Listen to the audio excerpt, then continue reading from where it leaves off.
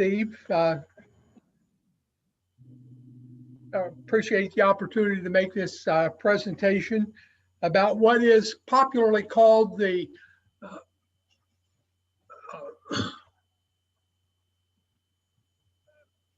Pigeon Roost Massacre of September 3rd, 1812.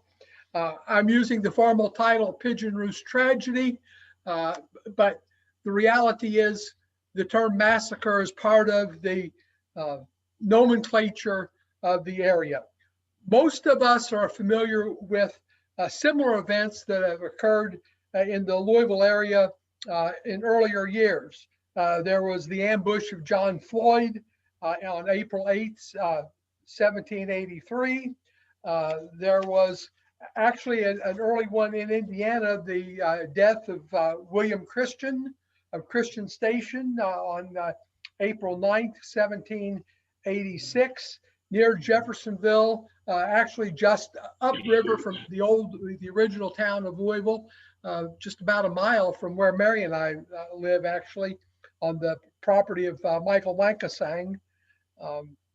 There was the killing of Abraham Lincoln. That's President Abraham Lincoln's grandfather, in May 1786 near today's Eastwood, and the Chenoweth massacre of the county sheriff Chenoweth on July 17, 1789. But by 1800, most such incidents in the immediate Louisville area had become a thing of the past. But with the eruption of the War of 1812, things changed. And that's what I'm going to concentrate on today with the Pigeon Roost Massacre, or the Pigeon Roost Tragedy, that I've titled it for this presentation. As a youth growing up in Clark County, I often heard references to the Pigeon Roost Massacre in September 1812. The massacre occurred near the present site of Underwood, Indiana, right about here. If you can see where, well, I guess you can't, but right at the middle of the stretch of I-65 and 31 between I-64 and the top of the screen. This was on the present Clark-Scott County line, although at the time most of that area was part of Clark County.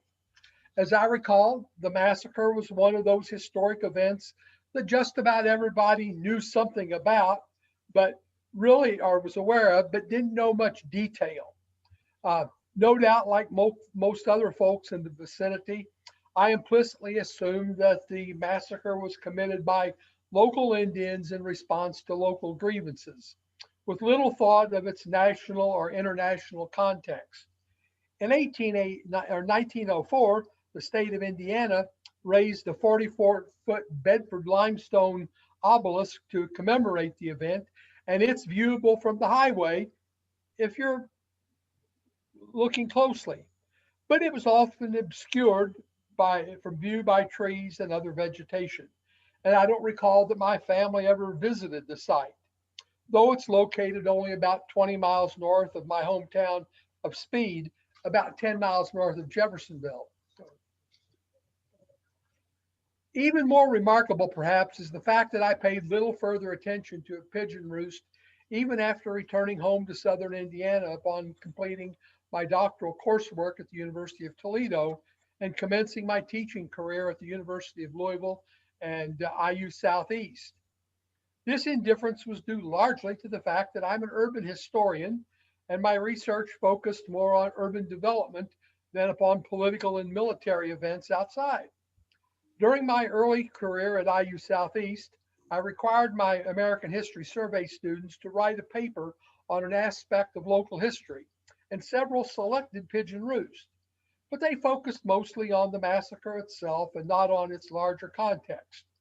Later, I began teaching an advanced course in Indiana history, which required me to place the subject in the broader context of Territorial Governor William Henry Harrison's campaign to eradicate Native American land claims in the territory. It wasn't until late 1990s, however, when I became involved in the Falls of the Ohio Lewis and Clark expedition bicentennial commemoration that I began to think of Pigeon Roost in its broader scope. That focus intensified in 2003 when Mary and I received funding to write a bicentennial history of Clark County, which was published by Indiana University Press as This Place We Call Home, A History of Clark County, Indiana, in 2007. Because of our roles in the Lewis and Clark commemoration, there was no question that our book would address Clark County's role in that event. But as the chapter on Clark County during Indiana's territorial period moved toward its conclusion, I realized anew that both the Lewis and Clark expedition and the Pigeon Roost massacre made Clark County a stage for scenes in the larger drama of American westward expansion. Both events occurred against a backdrop of international geopolitics that included the continuing antagonism between England and France.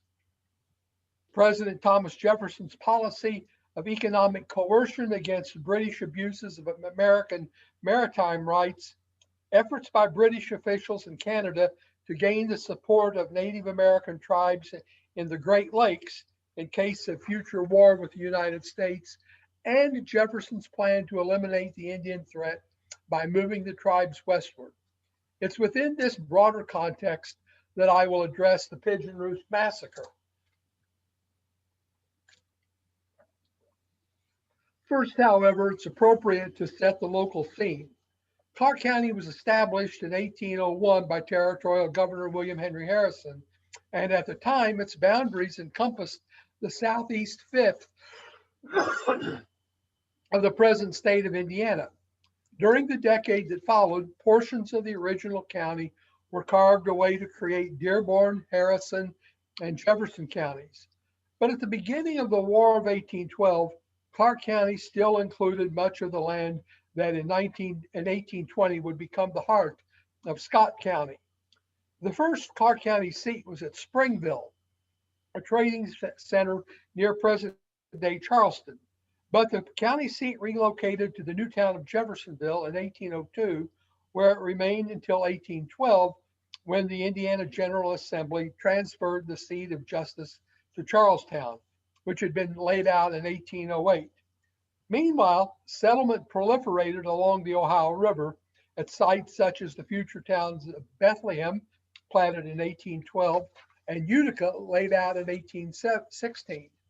Despite the organization of new counties, Clark County's population grew from less than 1,000 in 1800 to 5,700 in 1810, with most of the population concentrated on or near the river in the towns of Clarksville, Jeffersonville, and Charlestown. As settlement mushroomed and new villages appeared, a network of primitive trade roads began to link the scattered towns. As commerce grew, ferry lines connected riverfront towns with opposite Kentucky towns, and Jeffersonville became involved in a spirited rivalry with Louisville for the right to build a canal around the falls of the Ohio.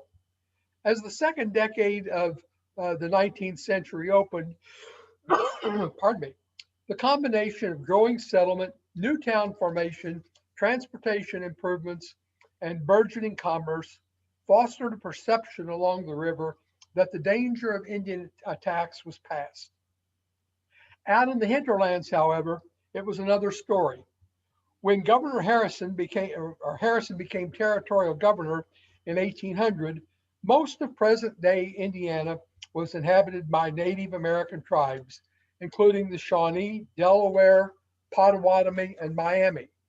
A veteran of Indian warfare, including General Anthony Wayne's campaign that culminated in the 1794 Battle of Fallen Timbers, Governor Harrison initiated an aggressive campaign to expunge Native American claims to their lands.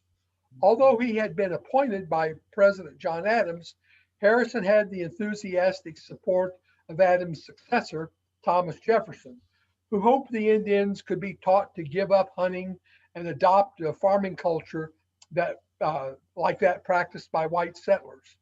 Jefferson believed that if the Indians became, quote, civilized, unquote, they would need much less land, thus providing for more room for white settlers. To this end, Harrison negotiated 5 land cession treaties between 1804 and 1809, as shown on this map. Through these treaties, he won millions of acres of land in southern and central Indiana and Illinois from the Delaware, Shawnee, Miami, and Potawatomi. Indiana historian James H. Madison observes that, quote, Harrison's success resulted partly from his persistence, skill, and ruthlessness as treaty negotiator, and from his ability to intimidate Indians with military invincibility of the Long Knives. While cognizant of the governor's cynical side, Madison also attributes Harrison's success to the fact that many Indians did not understand or share American concepts of land ownership and transfer of land titles. Moreover, many land claims overlapped, enabling Harrison to exploit disagreements and conflicts among and within tribes and to use more pliant chiefs as wedges to achieve his ends through divide and conquer tactics. Harrison also promised annuity payments in goods and money and calculated distribution of liquor and gifts, despite his 1802 proclamation prohibiting the sale of alcohol to the Indians. Harrison's expansionist policy won the endorsement of James Madison, who succeeded Jefferson as president in 1809. Harrison negotiated his last 2 treaties later the same year at Fort Wayne, but the expansionist program hit a snag when Tenskwatawa, the Shawnee prophet, and his brother Tecumseh attempted to unite native villagers in central and northern Indiana to resist white settlement and the accompanying erosion of their traditional cultural and social values. Hoping to prevent war, Harrison conferred with the 2 leaders at Vincennes in August 1810 and again the following spring. But the negotiations proved futile. At the first conference, Tecumseh angrily denounced the Fort Wayne land cessions the year before, by which Harrison had obtained nearly 3 million acres of Indian land, charging that they were invalid because the land belonged to all Indians, not just a few tribes. The spring 1811 conference proved equally unproductive, and native anger intensified, especially among younger tribesmen. In the fall of 1811, while Tecumseh was in the South seeking allies, Harrison assembled 1,000 troops, including Clark County militia commanded by Colonel Joseph Bartholomew, and attacked the Shawnee encampment on Tippecanoe Creek near present-day Lafayette, Indiana, on November 6. Although the Battle of Tippecanoe made Harrison a national hero, its outcome was inconclusive, and his forces suffered heavy casualties. Among the wounded was Colonel Bartholomew, who took a bullet in his right arm. Despite Harrison's newly won fame, Indian resistance continued with a resurgence of raids on scattered settlements in the spring of 1812. Meanwhile, British-American relations deteriorated, and on June 18, 1812, Congress declared war on Great Britain. The West quickly became a theater of intense conflict as the British employed their Indian allies to protect Canada against an unsuccessful American invasion led by General William Hull, governor of the Michigan Territory, and sponsored raids throughout the region. In mid-August, a party of British and Indians captured Fort Michilimackinac, and the Potawatomi attacked and killed most of the garrison, who had just evacuated Fort Dearborn at the present-day site of Chicago. In early September, with the prophet's encouragement, raiders struck Fort Madison on the Mississippi River in Iowa, Fort Wayne, and Fort Harrison near Terre Haute. But these attacks met with little success, and casualties among settlers and troops that garrisoned the posts were light. But one attack proved much more deadly. On September 3rd, a Shawnee named Massalamita, a relative of mixed bloods Peter Cornstalk and James Logan, led a party deep into southern Indiana. Their target was Pigeon Roost, located along Pigeon Roost Creek in northern Clark County. The history of Pigeon Roost is vague, and the most vivid descriptions are from memories recorded years later. Pigeon Roost was so named because passenger pigeons had made it a roosting place for many years. Indeed, many smaller trees and branches of larger ones broke down under the accumulated weight of the birds. One narrator called that, quote, recalled that, quote, the stench of their excrements was readily perceived at a very great distance. Such was the fertility of the soil imparted to it by these dungs that many persons who visited the settlement after the massacre admitted that these white oak lands were as productive as the richest bottoms of Kentucky, close quote. Moreover, the elevation was high and the watershed ran in two directions, to the headwaters of Silver Creek, the primary stream in the area, and into Kimberlin Creek and other streams in present-day Scott County. The fertile, well-watered soil was abundant and abundant game quickly attracted numerous settlers. Incidentally, Kimberlin Creek is named for my fifth great-grandfather, John Kimberlin, a Revolutionary War veteran from Pennsylvania and the first recorded white settler in Scott County. Pigeon Roost's reputed first settlers were the family of William E. Collins, who moved from Pennsylvania to present-day Louisville and then relocated to Pigeon Roost around 1809. Members of his extended family and several friends followed, and by 1810, Pigeon Roost was a thriving little settlement consisting of a single line of cabins that stretched about a mile from north to south. Reports of Indian presence in the vicinity vary. Some suggest that there was an Indian camp in the area. Others say there were no Indian settlements, but that hunting parties passed through the area on a regular basis. In any case, interactions between Indians and whites were common, and relations were friendly until 1810, when rising tensions created by white in-migration and unification movement led by Tecumseh and Tenskwatawa prompted the Indians to move to Tippecanoe. But the Indians may have also had local grievances. For example, Captain Lewis C. Baird, an early 20th century Clark County historian, wrote that bad blood existed between the Indians and the Collins family, supposedly because the Collins sons had stolen a deer fawn from some Indians and had refused to return it. At the outbreak of the War of 1812, many men from Pigeon Roost and elsewhere in Clark County joined the militia and went off to war with Harrison, who had accepted an appointment as commander of American forces in the West from President Madison, with the rank of Major General. As a precaution against anticipated raids, 3 blockhouses were erected to protect the settlers, one near Vienna, about 6 miles north of Pigeon Roost, another on Silver Creek, about 8 miles southeast of Pigeon Roost, and a third at Zebulon Collins Farm, about 5 miles south of Pigeon Roost. As it turned out, the blockhouses provided little immediate protection for the ill-fated settlements.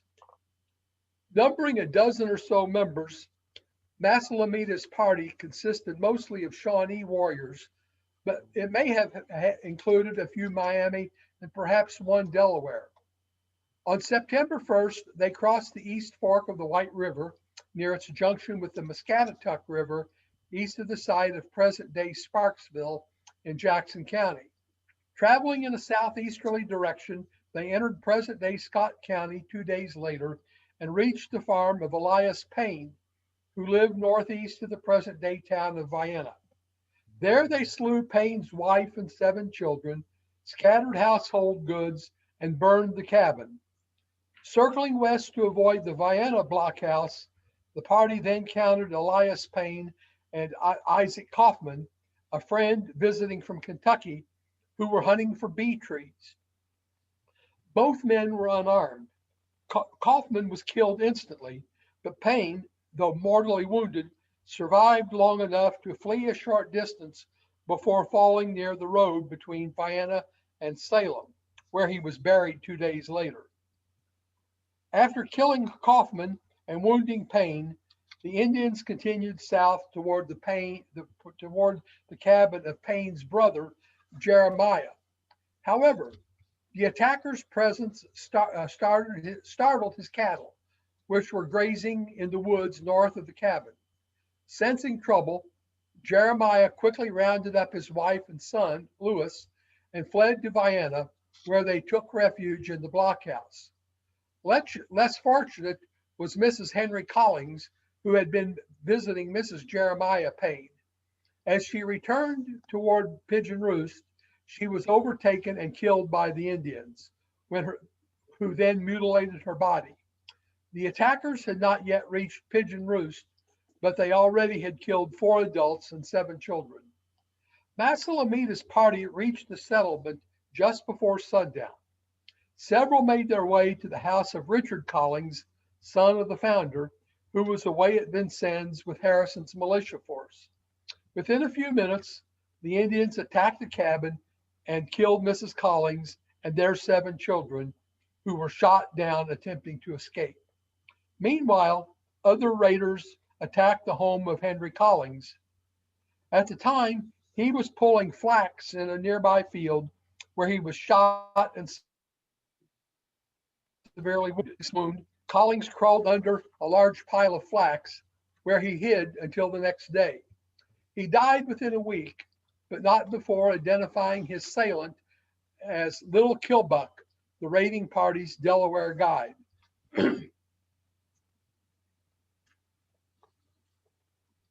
Located just west of Henry Collins' home was the cabin of William E. Longknife Collins. At the time, he was hosting Captain Norris, a resident of Charlestown, who had sustained disabling shoulder wound at the Battle of Tippecanoe. According to one report, Norris and Collins were sitting outside discussing the possibilities of an Indian attack and the need for a fort to protect the settlement. Also present were Collins' 2 children, 15-year-old Lydia and 13-year-old John, who was out tending the livestock. Captain Norris was apparently the first to spy the attackers approaching, and Collins said they should go back into the cabin and fight. He handed Norris a gun, but the captain couldn't handle its weight because of his wound. After some discussion, they decided to hold off the attackers until nightfall and then try to escape. Collins, a noted marksman, fired at the attackers while Lydia molded bullets at the fireplace. Family tradition credits Collins with killing 4 Indians, including one who was wearing a shawl taken from Mrs. Henry Collins when she was killed. His most timely shot, however, was one that saved his son from certain death. John Collins had just rounded up a horse and was going after the cows when he caught sight of the Indians. He dropped the reins and dashed toward the cabin with an Indian now in hot pursuit. As he neared the house, his father killed the Indian with a well-directed shot just as he was about to tomahawk the boy. As darkness approached, Collins realized that in any subsequent attack, the Indians would attempt to burn the cabin. So he and his children, along with Captain Norris, decided to slip out after dark and try to reach Zebulon Collins' blockhouse, about 5 miles to the south. During the escape, Collins became separated from Norris and the children, probably during an encounter with another Indian attacker as they passed the corn crib. According to one dramatic account, the Indian fired at Collins as the latter was raising his rifle. Instead of hitting its target, the ball smashed the lock of Collins' gun. He called for Norris to give him another weapon, but the captain apparently didn't or couldn't hear the request and continued his escape with the children.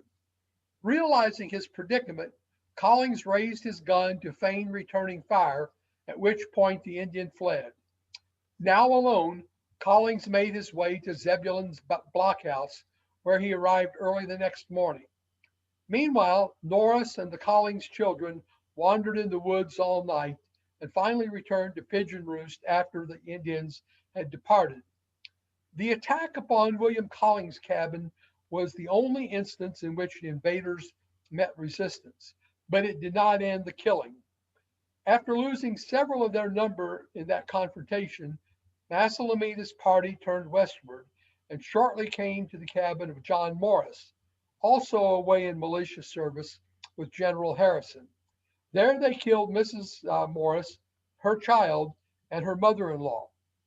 The family of John Biggs lived across Pigeon Roost Creek, about a half mile west of the Morris home. Like several other men in the neighborhood, Biggs was serving with the militia and had left his wife and 3 children at home. His wife, Jane, a daughter of William Collins, heard the gunfire from the attack on the Morris cabin and immediately fled into the woods with her children, one of whom was an infant. The Indians set fire to the cabin and then moved into the woods in search of the inhabitants. As Jane Biggs struggled to hide herself and her children from danger, the baby began to cry, and she reportedly covered its mouth to prevent it from revealing their location. Some accounts say that she smothered the child to death.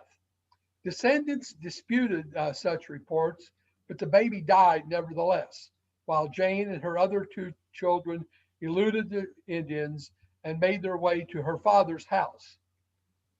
Leaving her children on the road outside, she approached the house and found the door ajar. Smelling gun smoke, she hurried back to the road, collected her children, and proceeded to her brother Zebulon's blockhouse, arriving safely the following morning. The sound of gunfire also alerted Dr. John Ritchie and his wife, C.C. Collins Ritchie, that danger was near. Relative newlyweds, they had been married just 2 years earlier and are recorded as the first white couple married in present-day Scott County. The Ritchies lived on the southwest edge of Pigeon Roost, and the doctor was working in the field when he heard shots and saw smoke arising from the burning homes in the village. He quickly grabbed his pregnant wife, hoisted her upon his back, and fled through the cornfield into the woods. They hid until dark when they joined the exodus to Zebulon Collins' blockhouse. Shortly after the attack, Cici delivered their first child. By nightfall, the attackers' fury was largely spent. The war party had lost at least 4 members, but they had taken the lives of 24 settlers, including 8 adults and 16 children. But the death toll was not yet complete. When dawn broke the next day, Elias Payne's brother Jeremiah raced to Charlestown to spread the alarm. By evening, between 150 and 200 mounted riflemen, commanded by Major John McCoy, were on the attackers' trail. They maintained pursuit until they reached the Muscatatuck River, when the darkness of night forced them to break off the search. Meanwhile, a scouting party from Salem, led by Captain DeVault, encountered some of the fleeing Indians. DeVault and his cohorts apparently were ignorant of the Pigeon Roost attack, but they engaged the Indians, wounded 3, and recovered some of the items that had been plundered. But the fugitives escaped, and one member of DeVault's party, a ranger named John Zink, was killed in the pursuit, making him the 9th adult and 25th victim of the Pigeon Roost massacre. On September 6th, McCoy and his riflemen were joined by 60 volunteers from Jefferson County, Indiana, and the next day by about 350 Kentucky volunteers. But the surviving attackers eluded escape and apparently made their way back to Prophetstown. The Pigeon Roost massacre caused plenty of anxiety among the populace. not only locally, but throughout Indiana Territory. During late 1812 and early 1813, the territorial and national governments took several measures to protect the Indiana frontier. First, additional blockhouses were constructed where settlers could take shelter in case of attack. Most were built in a swath of territory across the central part of the territory, but some were erected in southern counties, including ones by residents of Bethlehem, Kimberlin Creek near Nab, and the newly established town of New Washington in Clark County. Second, militia organization was strengthened and recruitment stepped up, with enrollment in Indiana reaching 4,160. According to Indiana historian Logan Essery, 5 or 6 regiments were created and 16 companies entered active service against the British. Finally, Congress empowered President Madison to raise 10 additional companies of militia. Under this measure, the president authorized acting territorial governor John Gibson to raise 4 new companies of Rangers. Despite such defensive measures, anxiety lingered in outlying areas of Clark County, and some settlers fled to Kentucky. The fact that Indians who attacked Pigeon Roost had eluded capture heightened fears the following spring when Indians killed a settler named Huffman at his home on Silver Creek, about 3 miles from Chicago. From Charlestown. The perpetrators were never captured or identified, but many believed they were the attackers of Pigeon Roost. Whatever the case, General Harrison's victory over the British and the death of Tecumseh at the Battle of the Thames in October 1813 ended forever the struggle for control of Indiana. Anxiety subsided after the Battle of the Thames, and most residents of the Pigeon Roost area in southern Indiana resumed normal patterns of life. Nevertheless, memories of Pigeon Roost caused many to take extra precautions until the war ended in 1815. Years later, Zebulon Collins, whose blockhouse had sheltered several escapees from the attack, recalled, quote, "On all occasions I carried my rifle, tomahawk, and butcher knife, with a loaded pistol in my belt. When I went to plow, I laid my gun on the plowed ground and stuck up a stick by it for a mark so that I could get to it quickly in case it was wanted.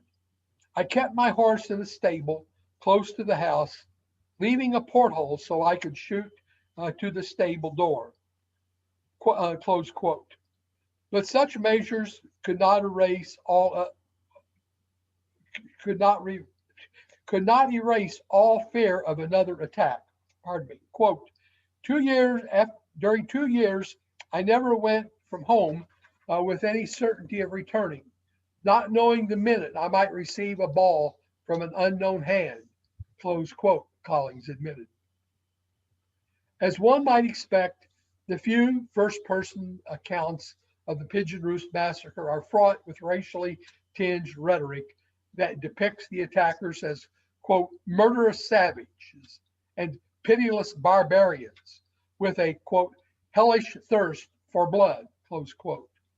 True, the massacre was a murderous, bloody affair, but no more so than similar raids perpetrated by white settlers and soldiers on peaceful Indian villages for decades before, during, and after the War of 1812, as the American populace moved westward.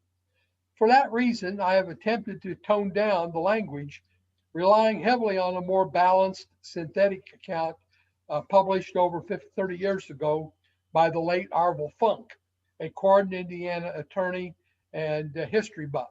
By the way, Arvil Funk was also the law partner of the late Indiana Governor Frank O'Bannon. But however it is described, and as I hope this presentation makes clear, the Pigeon Roost tragedy was much more than a confrontation between local white settlers and Indian villages over local grievances.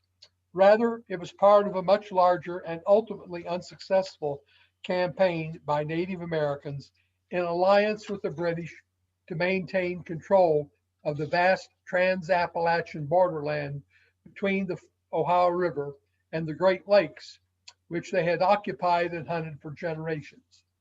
The failure of that campaign and the loss of British support after the Treaty of Ghent paved the way for Indiana's statehood in 1816, and a series of treaties that ultimately cleared all remaining Indian claims to the region.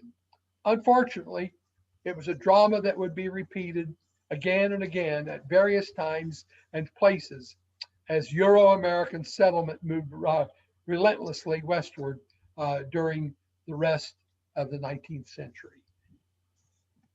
Any questions? I'll do my best. Everyone can unmute themselves to ask questions.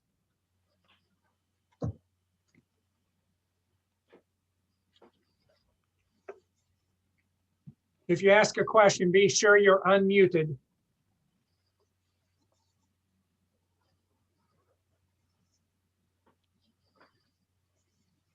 I'm just looking here to see if there's any hopefully, Carl, that was a vivid account, I'll say that. Goodness, a lot of detail there of that tragedy.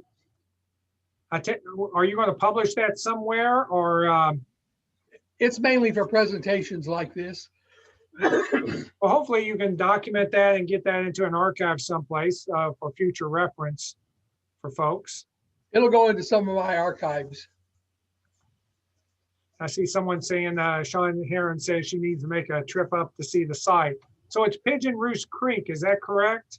Yes, it's a settlement on Pigeon Roost Creek. And there are no remnants there current existing, correct? No. No, none. No fireplaces, no cabins. It's just all. Nothing that I'm aware of. Now, to the best of my knowledge, no archaeological work has been done in that area. I guess Ann Bader would know better than I, but I haven't heard of anything. Okay. Well, I don't see any other questions. Any other questions? Steve, this is Drew Schrock. I just want to say thank you. That was very informative. But my question was going to be leaning towards what Sean just said. Like, if you went up there, is there any informative maps or something to kind of guide you through the area? But what you're saying that there is.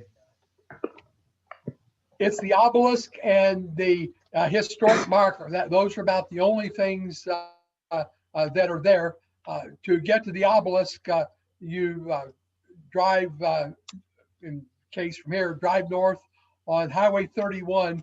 There is a highway marker, one of the informational signs that says historic marker or Pigeon Roost Monument. And you better look very quickly as soon as you see that or you'll pass it. I know where it is, and we've passed it more than once. I bet. Thank you. And Carl, there are no burial markers for those that were killed, correct? Not to my knowledge. Okay. Someone just noted, do you have any books on, do you have any recommendations on any books for the War of 1812?